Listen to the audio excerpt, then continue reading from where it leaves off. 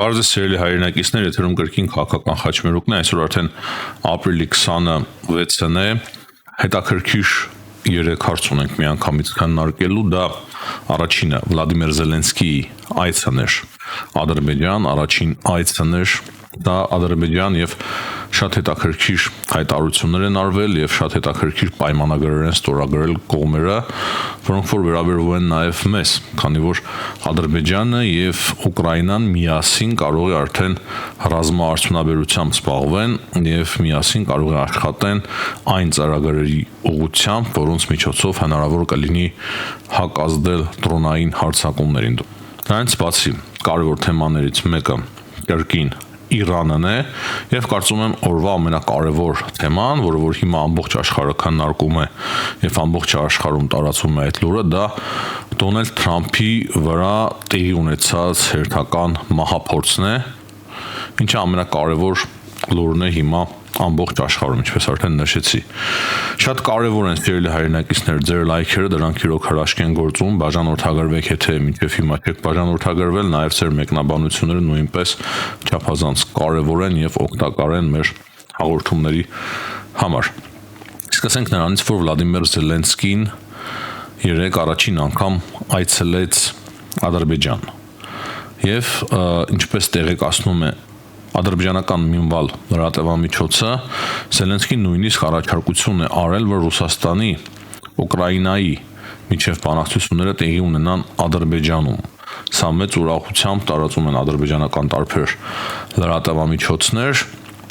որ Զելենսկին այդպիսի առաջարկ է արել, հանդիպումը անցկացն բանակցությունները տեղափոխել Ադրբեջան, դրանից բացի կողմերը աջակցել են միմյանց տարածքային ամբողջականությանը եւ հայտարարել են, որ միշտ էլ Ադրբեջանը եւ Ուկրաինան աջակցել են միմյանց տարածքային ամբողջականության հարցում եւ հետո արդեն Ադրբեջանի նախագահ Իլհամ Ալիևը տեղեկացրեց բոլորին այն մասին, որ Ուկրաինան եւ Ադրբեջանը քննարկում են ռազմատեխնիկական համագործակցության հարցը, դրանից բացի նա արդեն փաստացի ընդունեց որ նման համագործակցություն եղել է, կա նույնիսկ Ադրբեջանի եւ Ուկրաինայի միջև ուղղակի խոսքը հիմա այդ ամենը զարգացնելու մասին է։ Հետո արդեն կոնկրետ հստակեցում տեղի ունեցավ, Ուկրաինան եւ Ադրբեջանը ստորագրեցին 6 փաստաթուղթ պաշտպանական ոլորտում, էներգետիկային եւ հումանիտար հարցերին վերաբերող փաստաթղթեր, բայց այստեղ ամենակարևորը ռազմատեխնիկական համագործակցությունն է Ուկրաինայի եւ Ադրբեջանի միջև, դրանից բացի նաեւ կոնկրետացում տեղի ունեցավ, որ Ուկրաինան օգնելու է փաստացի Ադրբեջանին դրոների դեմ պայքարի հարցում եւ ահա սա է ամենակարևոր եւ հիմնական համագործակցության ուղղությունը Ուկրաինայի եւ Ադրբեջանի միջև ռազմատեխնիկական համագործակցության ուղղությունը։ Մի քանի օր է ես ասում եմ այն մասին, որ Ուկրաինայից հայտարարություններ են արվում, որ հարավային Կովկասին Ուկրաինան պատրաստ է օգնել, ինչպես որ օրինակի համար Պարսից ծոցի երկրներին դրոնային հարձակումների դեմ պայքարում եւ ռազմատեխնիկական ոլորտում հաջողություններ ունենալու համար եւ հիմա պարզվում է, որ այդ հայտարարությունները հիմնականում արվում էին Ադրբեջանի մասով, ես չեմ պատկերացնում հիմա Զելենսկին նման այց կունենա Հայաստան, թե չէ, մի քիչ դժվար է պատկերացնելը։ Չնայած եվրոպական համայնքների գագաթնաժողովին Զելենսկին ամենայն հավանականությամբ նույնպես ներկա է գտնվելու Երևանում, բայց մի քիչ դժվար է պատկերացնելը, որ բաց նման փաստաթուղթ ստորագրվի Հայաստանի եւ Ուկրաինայի միջև դրոների դեմ պայքարի ուղղությամբ։ Կարևոր է մեկ բան հասկանալ, սիրելի հայրենակիցներ, որ եթե հայկական կողմը շատ ակտիվ հիմա զարգացնում է դրոնային համակարգը, դրոնային ուղղությունը, մենք երկու օր առաջ այս հարցի մասին քննարկում ունեցանք պարոն Գյորգի Թումասյանի հետ, ես նշեցի, որ չափազանց կարևոր է, որ Հայաստանը ունենա բազմաթիվ նաև FPV դրոներ, փոքրիկ ոչ թանկարժեք դրոներ, պայթուցիկները, որպեսզի եթե հանկարծ պատերազմ լինի, օրական 200-300 դրոն Հայաստանը կարողանա օգտագործել։ Ադրբեջանը հաստատի հասկանում է, թե ինչ վտանգներ այդտեղից գալիս իր համար, դրա համար կրկին փորձում է Ալիևը մեկ քայլ առաջ լինել մեզանից եւ օգտվել ուկրաինական պաշտպանության համակարգերից, ուկրաինական փորձից եւ ստեղծել այնպիսի հակադրոնային պաշտպանություն, որը ունի Ուկրաինան։ Դրա համար մենք պետք է չափազանց ուշադիր վերաբերվենք այս հաղորդագրություններին, որոնք որ հիմա ստանում ենք Ադրբեջանից, եւ մենք էլ պետք է հասկանանք, թե ինչպես է կարելի հակազդել այդ պայմանագրին կամ նմանատիպ պայմանագրի ունենալ նաև մենք պետք է ունենանք Ուկրաինայի հետ, չգիտեմ, գաղտնի ներքին կարգով, բայց այն, որ լուրջ գործողությունների է պետք դիմել, սա միանշանակ է։ Հիմա օրինակի համար մենք ստանում ենք նաև հաղորդագրություն այն մասին, որ հրապարակումներ կան միջազգային մամուլում այն մասին, որ օրինակի համար Գերմանիան սկսել է շատ արագ զենք զինամթերք արտադրել եւ նույնիսկ առաջ է անցել Ամերիկայի Միացյալ Նահանգներից։ Եվրոպան չափազանց մեծ եւ արագ տեմպերով զինվում է, մենք տեսնում ենք, թե ինչ է տեղի ունենում Ֆրանսիայում, մենք տեսնում ենք ինչ լուրջ գործընթացներ են տեղի ունենում Լեհաստանում, դրա համար պետք չի թուլանալ, խոսել միայն խաղաղության մասին, խաղաղությունը շատ լավ է, իհարկե Հայաստանը չի ձգտում պատերազմի, բայց պետք է լուրջ պաշտպանական միջոցներ ունենանք մենք եւ ամրացնենք մեր պաշտպանական կարողությունները մեր քթի տակ, փաստացի Ադրբեջանը եւ Ուկրաինան այսպիսի կարևոր պայմանավորվածություններ են ձեռք բերել, նրանք նախկինում են համագործակցել, բայց հիմա արդեն ավելի լուրջ եւ ավելի մեծ պայմանագրեր ունեցան միմյանց հետ պաշտպանական ոլորտում։ Հա, մեկ էլ ամենակարևորը մոռացա ասել Հայաստանից եւ սկսել Հայաստանից, դա այն էր, որ երեք իրոք իմ վրա մեծ եւ լուրջ տպավորություն գործեց քաղաքացու օրվա կապակցությամբ տեղի ունեցած համերգը Հանրապետության հրապարակում, փաստացի Հանրապետության հրապարակը լեփլեցուն էր եւ մարդիկ բոլորն էլ կարծում եմ ովքեր որ ներկա էին այդ համերգին հասկանում էին որ դա ինչ որ միտեղ աջակցություն էր Հայաստանի ներկայիս իշխանություններին, քանի որ այդ օրը կոնկրետ որոշվել եւ հաստատվել է հեղափոխությունից հետո 2018 թվականի հեղափոխությունից հետո եւ հեղափոխության պատճառով է այդ օրը հաստատվել Հայաստանում։ Դրա համար յուրաքանչյուր մեկը, որ ներկա էր, ես կարծում եմ, որ շատ լավ գիտակցում էր, թե ուր է գալիս եւ ինչ համերգի է մասնակցում եւ հետեւաբար ես կարող եմ անել այն եզրահանգումը, որ ընտրություններին Հայաստանի իշխանությունները միանշանակ ջախջախիչ հաղթանակ կտանեն պրոռուսական ուժերի նկատմամբ։ Բայց նույն ժամանակ պետք չի թուլանալ, քանի որ այլ ընտրանքը քաղաքացու օրվա այլ ընտրանքը լինելու է ստրկությունը, լինելու է գերությունը, լինելու է անկախության կորուստը։ Դրա համար մենք նույնիսկ մեկ պահ իրավունք չունենք թուլանալ եւ իրավունք չունենք հրաժարվել պայքարից։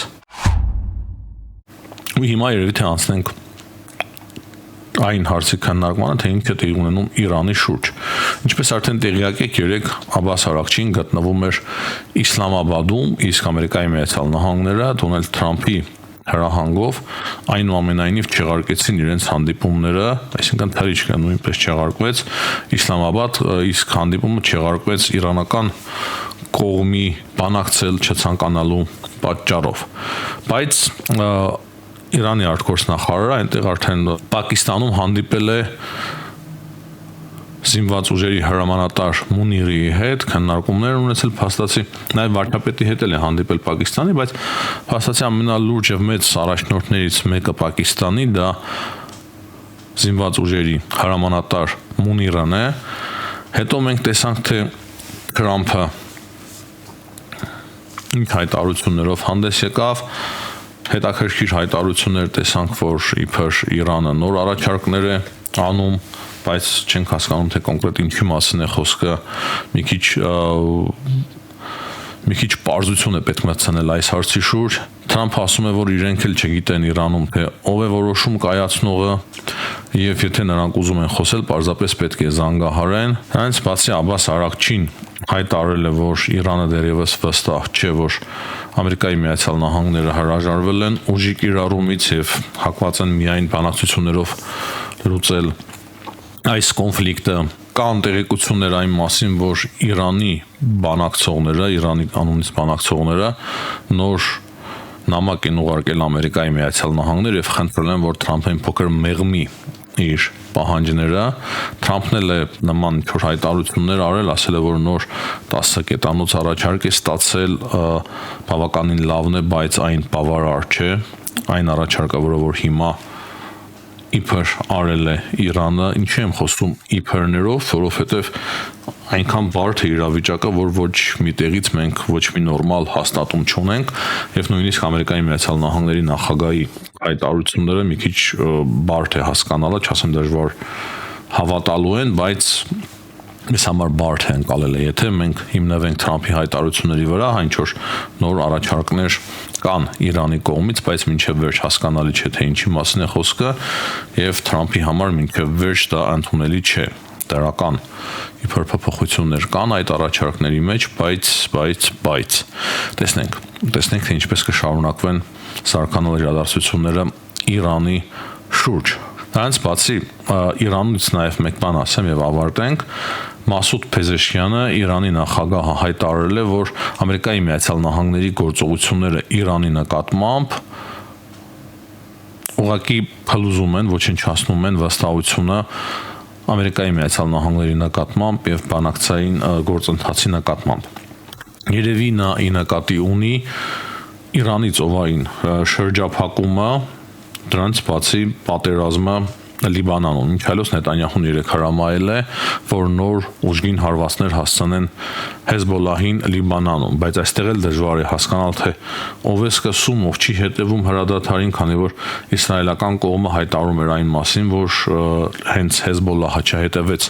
հրադադարին, որի մասին հայտարարել էր Դոնալդ Թրամփը։ 3 շաբաթով հրադադար էր հայտարարել Դոնալդ Թրամփը, բայց տեսնում ենք, որ ոչ մի հրադադար չկա։ Եվ Հեզբոլլան էլ է հարվածներ հասցնում Իսրայելին, Իսրայելն էլ ուժգին հարվածներ է հասցնում Լիբանանին, հատկապես Հեզբոլլահի դիրքերին։ Եվ կարծում եմ ամենակարևոր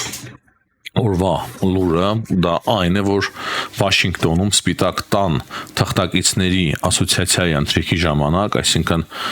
այն թղթակիցների, որոնք որ հավատարմագրություն ունեն եւ մասնակցում են Սպիտակ տան գործողություններին, մասնակցում են Սպիտակ տանը աշխատանքներին, այդպիսի ընթրիքի ժամանակ, որին որ ներկա էր